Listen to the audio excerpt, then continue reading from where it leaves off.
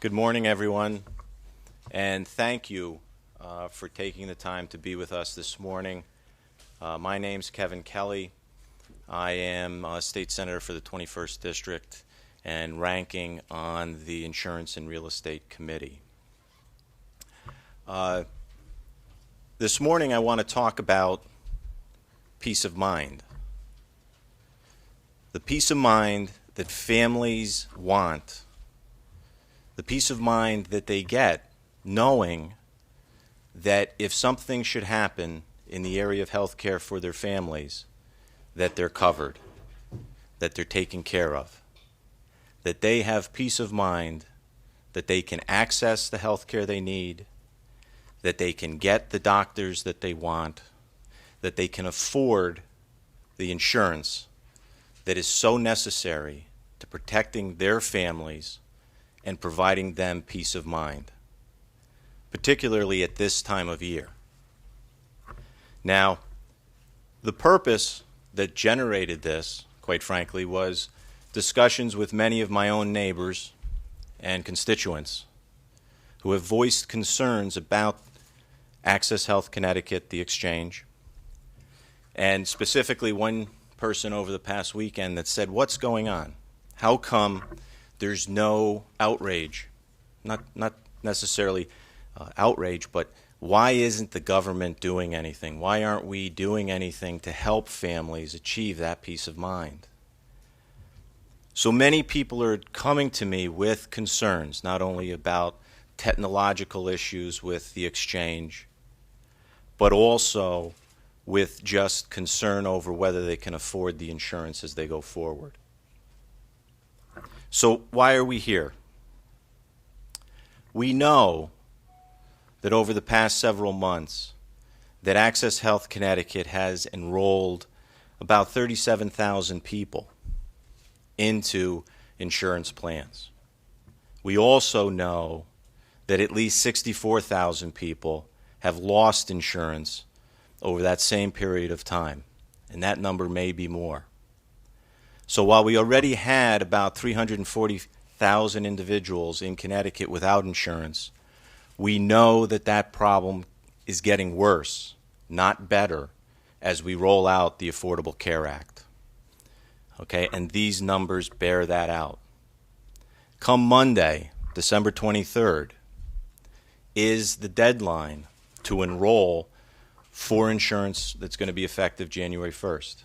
So we're now getting to a point where we're up against the deadline, and what are we doing as a legislature to make sure that this problem doesn't continue to get worse?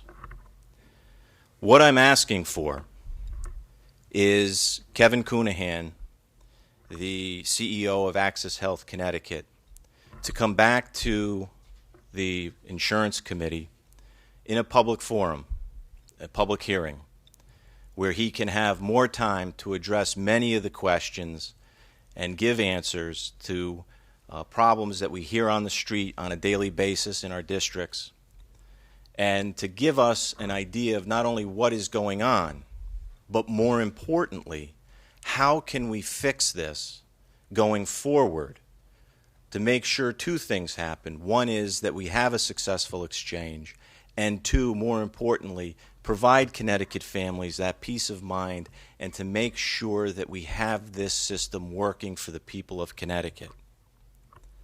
Now, we've had more people lose insurance than get insurance, and that's a problem. And what we must do to make this work are a few things. First, we need to provide Connecticut accurate information.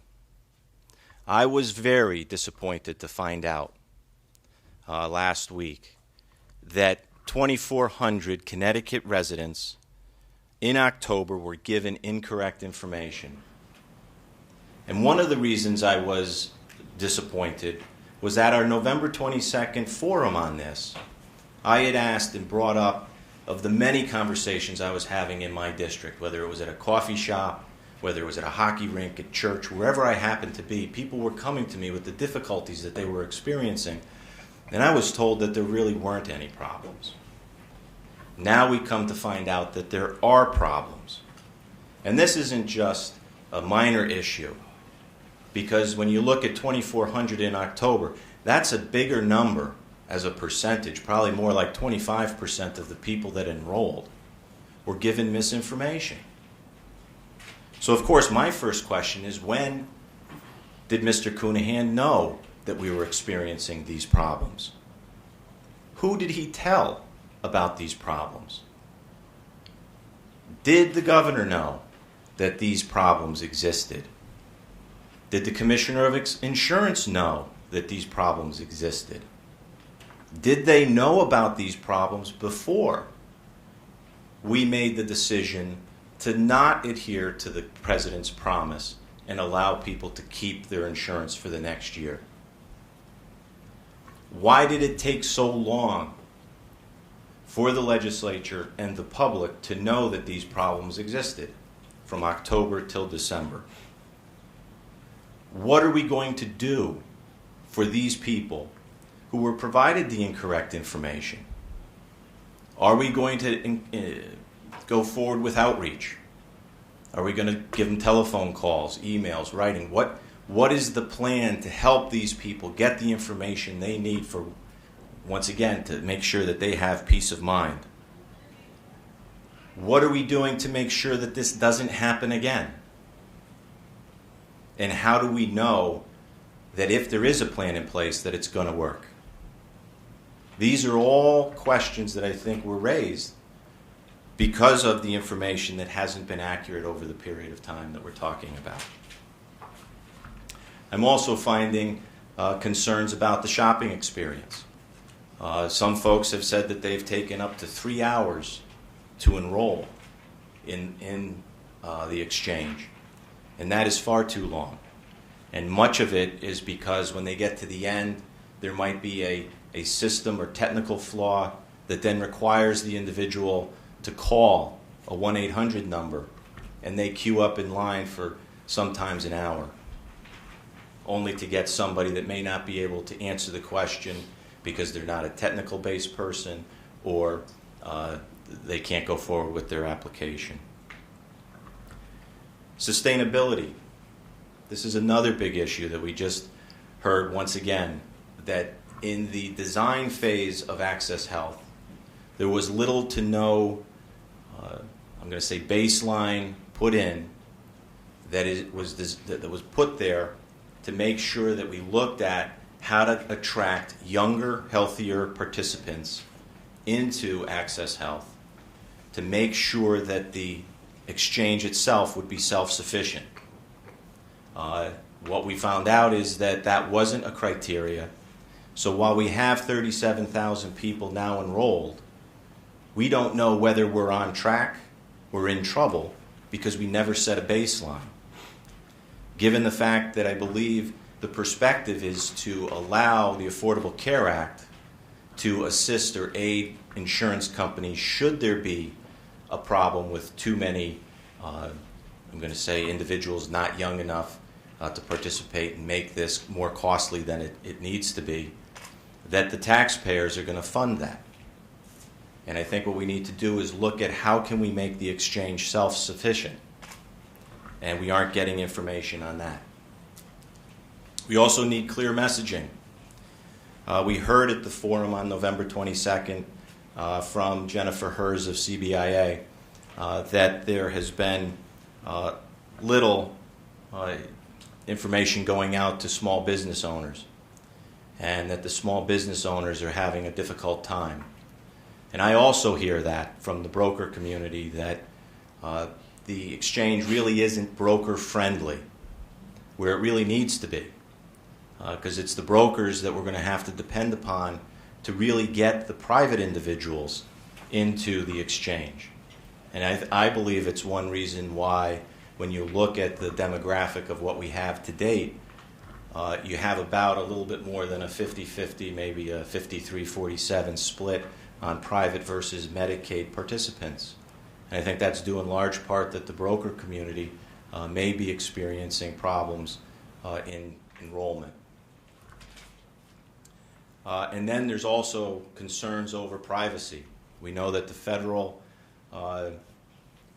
website had problems with that, and there's also HIPAA concerns. I think that's an issue that needs to be looked at as to whether or not providing medical information on the exchange would be protected by HIPAA. Then we also need just to look at general issues. And I think one of the big fundamental divides on this issue is choice. You know, who's going to be making the choice for individuals' policies? I know on one hand, the proponents of the Affordable Care Act believe that government should be making the choices with regards to health care, that the types of policies, the amount you should pay, and what's going to be covered. I know people who are opposed to the Affordable Care Act believe more along the lines that individuals should have that right, and what kind of coverage that they need for their families, and can they afford that coverage? And those are critical issues and a big distinction between the two sides on the issue of the Affordable Care Act. So what do we need to do now? What we need to do is to stop focusing on Connecticut and comparing us to other states and start looking at our exchange and making our exchange work for our people. We need to make sure that in the coming week, if not, if we can't do it now, we need to look forward to take the remaining time of the enrollment period to fix these problems that we know exist so that the participants, the people of Connecticut, when they have an experience on the exchange, that it's a positive one and that they can find the insurance that they need to help their family. We need to have this opportunity in public, not only for the legislature to have the opportunity to see what's going on to make sure that the exchange is on track and not in trouble, but also to give the people of Connecticut who have been frustrated by this experience an opportunity and a voice, because it's their health care that this is about. It's their family. And we need to do everything we can at this level to give them a voice, to be so that they can be heard, because I know they are experiencing frustration. And part of that is that they just don't feel heard. We know that more people are losing insurance under the Affordable Care Act than was planned. And the question here is, what can we do to make sure that that doesn't continue to exacerbate the problem? We need to fix it. We need to fix it for the people that have been given incorrect information. We need to fix it for people who haven't enrolled yet. And we need to get, I'm going to say, some urgency on this. We just don't have patience and time. The clock is running, people are frustrated, and we need to do everything we can in our power to give back the people of Connecticut the peace of mind that they deserve.